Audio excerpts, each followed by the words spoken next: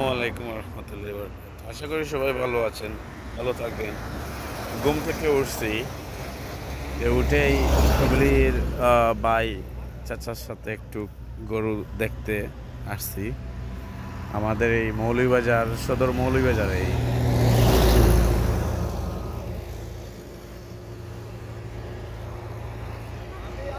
খুব সুন্দর সুন্দর গরু উঠেছে, কিন্তু দামটা অনেক বেশি।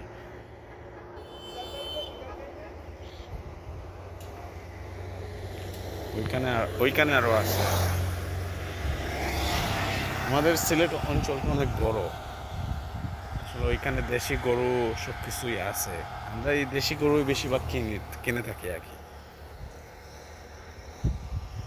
সবাই কেমন আছেন? ভালো আছেন? সবাই সবার জন্য বেশি বেশি করে দোয়া করবেন।